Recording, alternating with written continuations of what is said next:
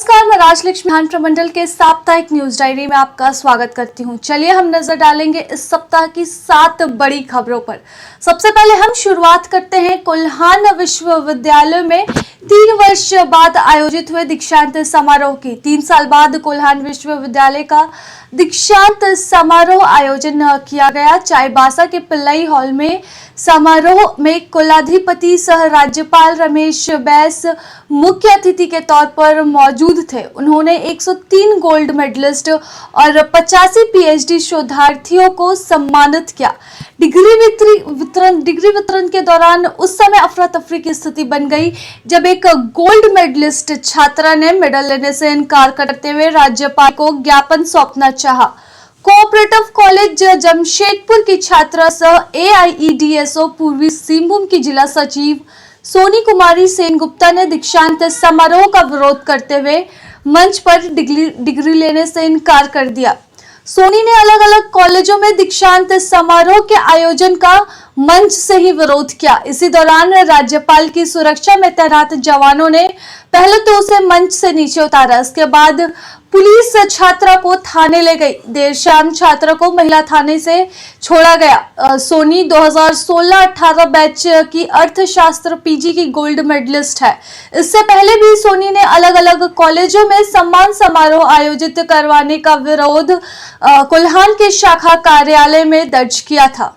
वहीं टेल्को क्षेत्र में लकड़बग्घे के देखे जाने की बात उस वक्त सच साबित हुई जब सोमवार बर्मा माइंस स्थित सिद्धू कानू बस्ती में स्थानीय बच्चों ने 2 लकड़बग्घे को देखा। उन्हें दौड़ाने के क्रम में एक लकड़बग्घा गाड़ी की टक्कर से पुल से नीचे गिर गया, जिसके बाद बच्चों ने घायल लकड़बग्घे को खींचते हुए बस्ती लेकर आए, लेकिन तब तक उसकी मौत हो चुकी थी। बच्चे बस्ती से सटे पुराने खंडहर में खेलने गए थे, तभी उन्होंने लकड़बग्घों को देखा था। घटना की जानकारी मिलने पर पहले तो बर्मा माइंस की पुलिस ने शव जब्त किया, जिसके बाद वन विभाग ने अपनी निगरानी में शव का पोस्टमार्टम करवाया। वन विभाग फिलहाल दूसरे लकड़बग्घे की तलाश में जुटा हुआ है, जो दौड़ने के क्रम में दूसरी दिशा में भाग गया। हम आगे बात करेंगे साक्षी मार्केट स्थित फैशन वर्ल्ड में बुधवार की दोपहर अचानक लगी आग की। आग फैशन वर्ल्ड के गोदाम में लगी थी। इससे करीब 75 लाख के नुकसान की बात कही गई है। घटना की जानकारी मिलते ही दमकल मौके पर पहुंचा और करीब 1 घंटे बाद आग पर पूरी तरह से काबू पाया गया। आग लगने की वजह शॉर्ट सर्किट बताई जा रही है। आग पहले तल्ले पर लगी थी, जिससे धुआं उठ रहा था। पहले तल्ले से धुआं उठने की जानकारी पड़ोसी दुकानदारों ने आकर दी, जिसके बाद आनन फानन में दमकल को फोन किया गया। हालांकि बेतरतीब तरीके से खड़े वाहनों के कारण दमकल को घटनास्थल पर पहुंचने में काफी मशक्कत करनी पड़ी।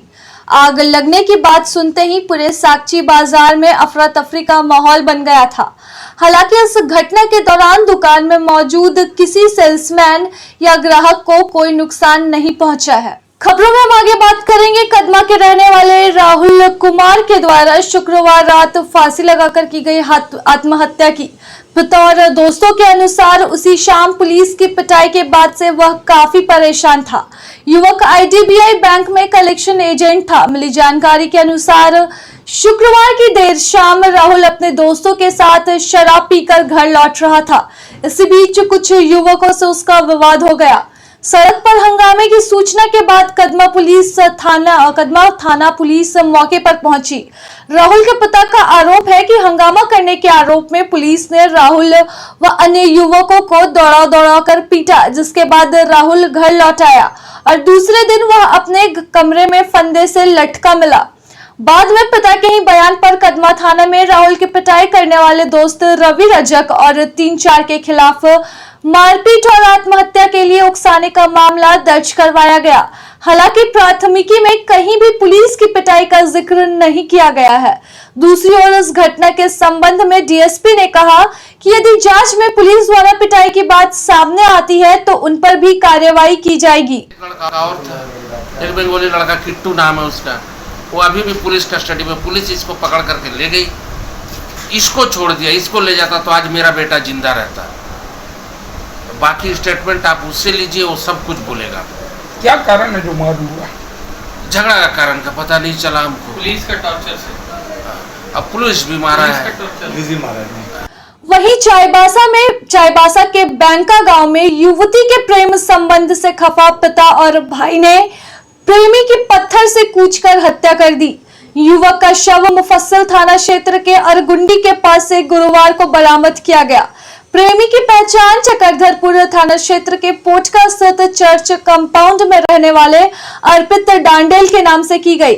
पिता रेलकर्मी अवनेश डांडेल ने युवती के पिता डांसर जामुदा और बेटे बबलू जामुदा पर हत्या की प्राथमिकी दर्ज करवाई है, जिसके बाद अभी फिलहाल मामले की जांच ही चल रही है।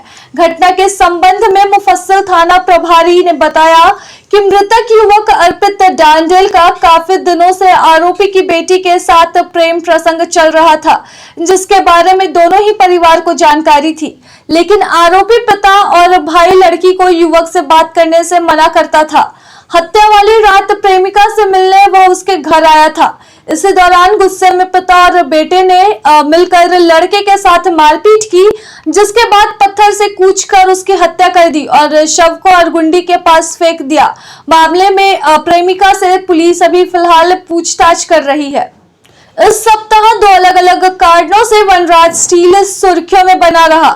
पिछले शनिवार को कंपनी प्रबंधन द्वारा उपायुक्त को पत्र लिखकर कंपनी बंद कर देने की सूचना दी गई थी।